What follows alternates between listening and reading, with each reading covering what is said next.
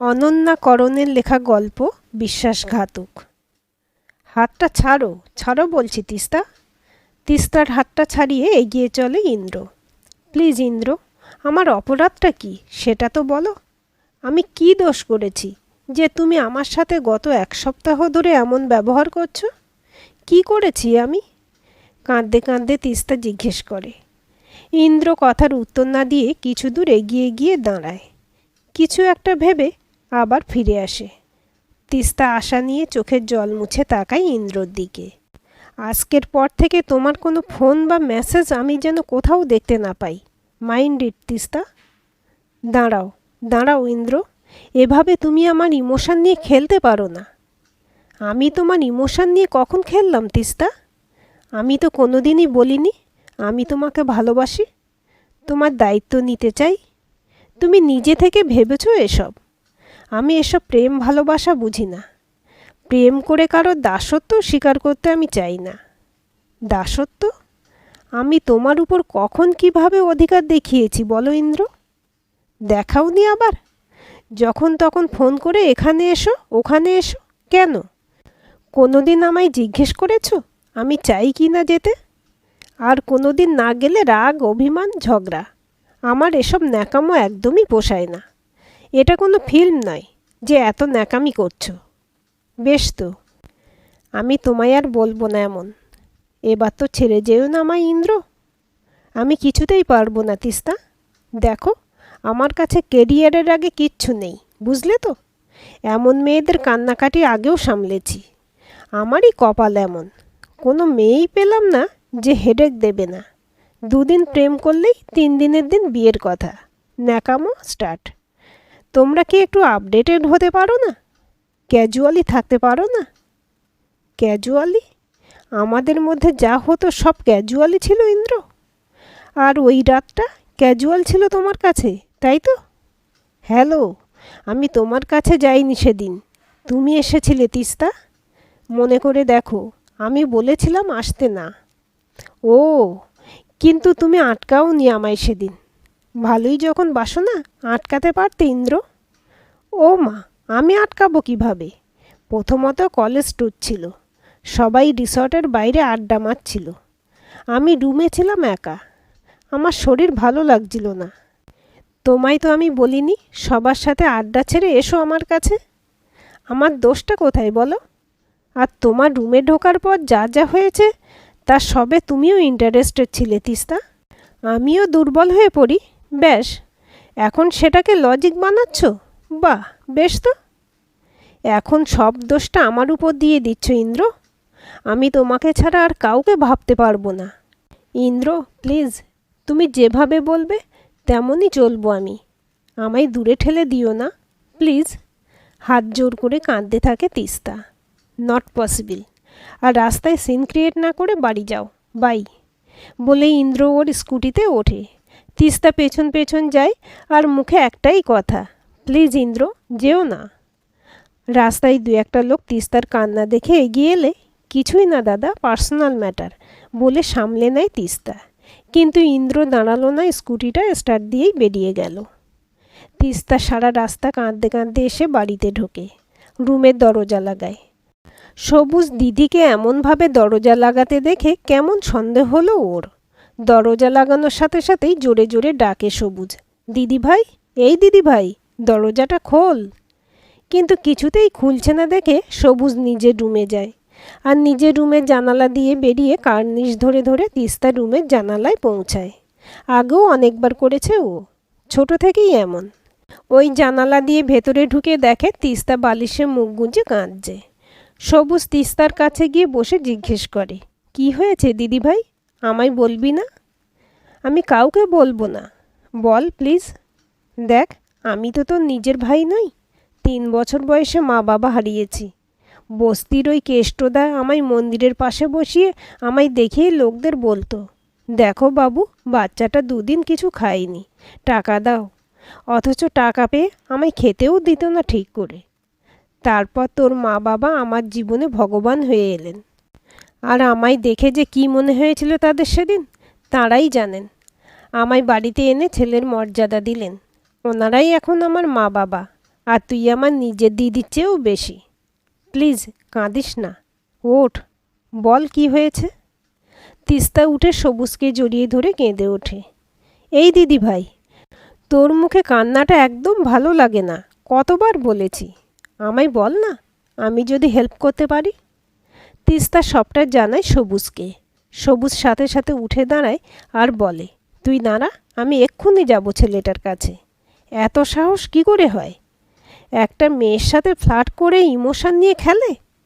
ছেড়ে দে ভাই, জোর করে কাউকে আমি পেতে চাই না, বলে হাত ধরে বসিয়ে দেয় সবুজকে। কি বলেছে ও? কেরিয়ার আগে? তোরই কলেজে পড়ে তাই না? আমি আর ওর সামনে যাব না ভাই, কোনো দিন না। কিন্তু কলেজ গেলেই তো দেখা হবে।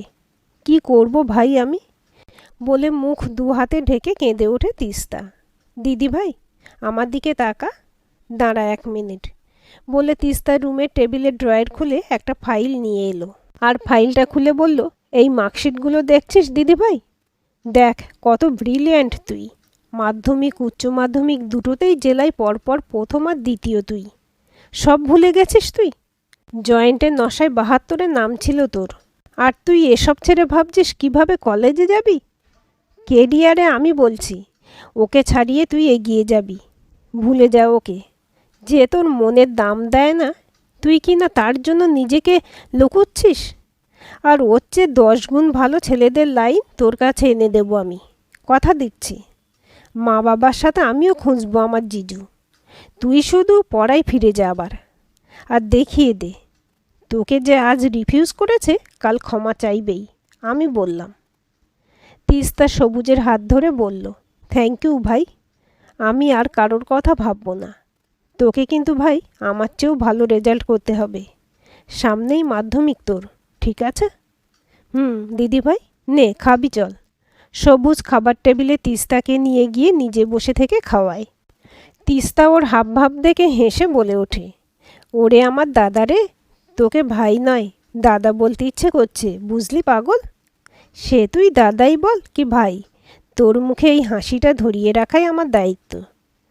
ফুল বডিগার্ড তোর, নইলে যে সে আমার দিদি ভাইকে আঘাত করে যাবে, তার হবে না। আমি বড় হয়ে গেছি। অনেক পাকামো করেছ, পড়বে যাও, চোখ রাঙিয়ে বলে তিস্তা। সবুজও মুখ কাঁচুমাচু করে চলে যায় রুমে। তিস্তা নিজের রুমে এসে বিছানার উপর পড়ে থাকা মার্কশিটগুলো দেখতে দেখতে ভাবে, ঠিকই বলছে সবুজ, আর ইন্দ্রর দিকে ফিরেও চাইব না আমি। ও আমায় এতটা অপমান করলো, আর তার দিকে আমি কোনোভাবেই ঘুরব না। শুরু হয় তিস্তার নতুন জীবন। পড়াশোনা ছাড়া আর কোনো ইমোশনে জড়ায় না ও। ওদিকে কয়েকদিন পর দেখলো কলেজে ইন্দ্রর সাথে হাত ধরে আবার নতুন একজন। যেভাবে তিস্তাও একদিন মরীচিকার পেছনে ছুটেছিল, ঠিক সেভাবে এই মেয়েটিও হাঁটছে ওই পথে। তিস্তা দেখল ইন্দ্র মেয়েটিকে কখনো কখনো তিস্তার দিকে আঙুল দেখেই কিছু বোঝাচ্ছে, আবার হাসছেও। তিস্তার ইচ্ছে করছে ইন্দ্রকে সজোরে একটা চড় মারতে, কিন্তু নিজেকে আর এসবে জড়াবে না বলে সামলে নেয় ব্যাপারটা। সবই ঠিক চলছিল, তিস্তার পাত্তাই দেয় না ইন্দ্রকে। কলেজ আর বাড়ি এই ওর জীবন। 4th সেমে ফার্স্ট হয় তিস্তা। জীবনের পথে এক ধাপ এগিয়ে চলে তিস্তা। ঠিক সেই সময় আবার এক ঝড় নেমে আসে ওর জীবনে। সোশ্যাল মিডিয়ায় ওর নামে বাজে কিছু কথা ও ছবি পোস্ট হতে থাকে ওরই প্রোফাইল থেকে। একদিন তিস্তার ক্লাসমেট মৈথিলি তিস্তাকে বলে, তোর ওপর কি কারো রাগ আছে তিস্তা? দেখ, আমি তোর স্কুল লাইফের ফ্রেন্ড, তুই কিছু একটা স্টেপ নে, নইলে খুব বাজে হবে। এই দেখ, তোর এইসব খারাপ ছবি ছেলেদের ফোনে ফোনে ঘুরছে আজকাল। আমায় নিখিল বলল এটা। ও তো আর তোকে চেনে না, জানে আমার ফ্রেন্ড তুই, তাই আমায় দিল। তুই কিছু একটা কর তিস্তা। তুই কি ইন্দ্রকে এমন ছবি পাঠাতিস তিস্তা? মৈথিলির সামনে অস্বীকার করলো তিস্তা মনে মনে ভাবে, এই ছবিগুলো সেই ছবি। কোনো এক দুর্বল সময় ইন্দ্রর আবদার রাখতে ভালোবেসেই তুলেছিলাম আমি। আজ সেই ছবিগুলোকে ও এভাবে ছড়িয়ে দিচ্ছে আমায় নিচু করবে বলে, আমার পথে বাধা হবে বলে। কয়েকদিন আবার ভেঙে পড়ে তিস্তা। গোটা সমাজ ওকে নিয়ে কি বলবে, আর মা বাবা যদি জানতে পারেন? সবুজকেও বলা যাবে না এই ব্যাপারটা। লজ্জায় মাটির সাথে মিশে যায় ও। রাস্তায় বেরোলেই উঠতি বয়সী ছেলেমেয়েরা বা কলেজের ছেলেগুলো এমনভাবে তাকিয়ে থাকে, এমন টোন করে যে ওর বাইরে বেরোনোই বন্ধ হয়ে যায় একরকম। দিশেহারা হয়ে পড়ে তিস্তা। পুলিশে যাওয়ার সিদ্ধান্ত নেয়, কিন্তু ডায়েরি করলে তারপর যা ঝক্কি, তা তো মা বাবার কাছে আপনি খবর আসবে। কি করবে তিস্তা? অবশেষে মৈথিলির সাথে থানাতেই যায় এই ভেবে ক্রাইমকে প্রশ্রয় দেওয়া যাবে না। সাইবার ক্রাইম থানায় গিয়ে সবটা খুলে বলে তিস্তা। ইন্দ্রর নামেই ডায়েরি করে ও, কারণ এ কাজ ইন্দ্র ছাড়া আর কারোরই হতে পারে না। অনেক আপত্তি কাটিয়ে ছবিগুলো সহ ফোন জমা দেয় অফিসে। থানা থেকে ফেরার পথে ইন্দ্রর সাথে দেখা হয় ওর। তিস্তা ছুটতে গিয়ে ওর জামার কলার ধরে বলে, ক্রিমিনাল, আমার জীবনটাকে শেষ করতে চাইছো তাই না? বেশি দিন নয়, কদিন পরেই ওই জেলে যাবে তুমি। কমপ্লেন করে এসেছি আমি তোমার নামে। আমি কিচ্ছু করিনি তিস্তা, বিশ্বাস করো। কিছুটা ভীত হয়েই বলে ইন্দ্র। বিশ্বাস তোমায়? পাগল আমি? তোমার লাইফও যদি শেষ না করেছি, আমার নাম তিস্তা নয়। মাইন্ড ইট ইন্দ্র, বলে চলে যায় তিস্তা। ইন্দ্রকে অ্যারেস্টও করে পুলিশ। তিস্তা খানিক স্বস্তিতে পড়াশোনা শুরু করে আবার। প্রায় দিন 15 পর, ঘড়িতে তখন দুপুর 1টা। কলেজে যায়নি তিস্তা। তিস্তার বাবা অফিসে, মাও স্কুলে, শিক্ষিকা তিনি। সবুজও রুমেই বই নিয়ে পড়তে বসেছে, আর তিস্তা রুমে বসে এতগুলো মাসে ঘটে যাওয়া ঘটনাগুলো নিয়ে ভাবছে আর বিহ্বল হয়ে পড়ছে এই ভেবে কার উপরও বিশ্বাস করেছিল এতদিন। প্রায় 7-8 মাস ওদের মধ্যে সম্পর্ক টিকেছিল। মৈথিলির বারণও শোনেনি সেদিনও। এখন ইন্দ্র অস্বীকার করল যে ওকে কোনোদিন নাকি ভালোবাসার কথাই বলেনি ইন্দ্র। অথচ রাত জেগে ফোনে কত কথা, কত প্ল্যানিং করেছিল ওরা। কিভাবে বিয়েতে সাজবে, ও কী রঙের বেনারসি পরলে ইন্দ্র তাকিয়ে থাকবে ওর দিকে, এমন কত স্বপ্ন বুনেছিল ও ওই বিশ্বাসঘাতকটার সাথে। সেই ছেলে আজ এমনটা করলো। ইন্দ্রকে কোনোদিন ক্ষমা করবে না ও। এইসব ভাবতে ভাবতে ওর অশ্রুধারা চোখে আগুনের স্ফুলিঙ্গ জ্বলে ওঠে। হঠাৎ কলিং বেলটা বেজে উঠল। চোখের জল মুছে তিস্তা গিয়ে দরজা খোলে আর দেখে পুলিশ। অবাক হয়ে জিজ্ঞেস করে তিস্তা, কি ব্যাপার অফিসার আপনারা? ক্রিমিনাল তো ধরা পড়ে গেছে। কই আর ধরা পড়ল ম্যাডাম, সবটা তো গুলিয়ে দিল একজন। মানে কি বলছেন? ইন্দ্র ক্রিমিনাল নয়? তিস্তার প্রশ্ন উপেক্ষা করে অফিসার জিজ্ঞেস করেন, এটা কি সবুজ বসাকের বাড়ি? হ্যাঁ, সবুজ আমার ভাই। কিন্তু সবুজের খোঁজ কেন করছেন আপনি? কারণ আসল ক্রিমিনাল তো উনিই ম্যাডাম। কি যা তা বলছেন? ও কেন ক্রিমিনাল হবে? ওই ছবিগুলো আমি ইন্দ্রকে দিয়েছিলাম অফিসার। আপনার কথা মেনে তো অ্যারেস্টও করেছিলাম ওনাকে। কিন্তু আমরা ইনভেস্টিগেশন করলাম আপনার ফেসবুক প্রোফাইল। আপনি গত 4 মার্চ সবুজ বসাকের প্রোফাইল থেকে আসা একটা লিঙ্ক খুলেছিলেন, যেখানে আপনার ফেসবুক আইডির নাম আর পাসওয়ার্ড দিতে বলা হয়েছিল। মনে পড়ছে ম্যাডাম? হ্যাঁ, ভাই তো অমন অনেক লিঙ্ক পাঠায়, আমি খুলিও। কিন্তু তাতে কি? তাতে আপনার প্রোফাইল হ্যাক হয় ম্যাডাম, আর সেটা করেন আপনার ভাই। যেসব পোস্ট হচ্ছিল খারাপ খারাপ আপনার প্রোফাইল থেকে, তা আপনার ভাইই করছিল। আর আপনার মেসেঞ্জারে ইন্দ্রকে পাঠানো ছবিগুলো ও প্রোফাইল হ্যাক করে পায়, কারণ আপনি তা ডিলিট করেননি মেসেঞ্জার থেকে। আর ওইগুলো ফেক অ্যাকাউন্ট থেকে সবাইকে মেসেঞ্জারে পাঠায় সবুজ বসাক। আমরা সব রকম প্রমাণ নিয়েই বলছি ম্যাডাম। ক্ষণিক স্তম্ভিত থেকে তিস্তা বলে উঠল, না স্যার, ও অমন ছেলেই নয়। ও আমায় খুব ভালোবাসে। ইন্দ্র যখন ডিস করে ওই আমার পাশে ছিল। ও কেন এমনটা করবে বলুন? আপনাদের নিশ্চয়ই কোথাও ভুল হচ্ছে। এত কথা না বলে আপনি ডাকুন আপনার ভাইকে। ভাই, এই ভাই, আয় তো এদিকে একবার, জোরে জোরে ডাকতে থাকে তিস্তা। আসছি দিদি ভাই, বলে রুম থেকে বেরিয়ে গেটের কাছে এসে পুলিশদের দেখেই সবুজ কাঁপা গলায় বলে ওঠে, আমি কিচ্ছু করিনি, আমি কিচ্ছু করিনি, বলে পালাতে যায়। আর পুলিশ তৎক্ষণাৎ ধরে সবুজকে। কি খুব খেল দেখালে তো বাচ্চু, এবার থানায় চলো, বলে সবুজের জামার কলার ধরে নিয়ে চলে পুলিশ। তিস্তা জোর গলায় বলে ওঠে, দাঁড়ান অফিসার। তিস্তা সবুজের কাছে গিয়ে সজোরে এক চড় মেরে বলে, কেন এমন করলি? তোকে কম ভালোবাসতাম কি আমরা? বল, উত্তর দে। সবুজ চিৎকার করে বলে ওঠে, ভালোবাসা? সব জানি আমি। কেন আমায় এই বাড়িতে আনা হয়েছে? বিনে পয়সায় কাজের লোক তো আমি। সব কাজ আমায় দিয়ে করায়। মা তো তোকে খাইয়ে দেয়, জামা কাপড় গুছিয়ে দেয়, সবটা করে দেয়। একটু কাজ করতে দেয় না তোকে। আর আমায়? সবুজ এটা করে দে, ওটা করে দে। কেন? তারপর তোর রুমটায় যাবতীয় জিনিস, এসি, টিভি। আর আমার রুমে কই ওসব? নিজের ছেলে হলে করতে পারতো এমন বিভেদ?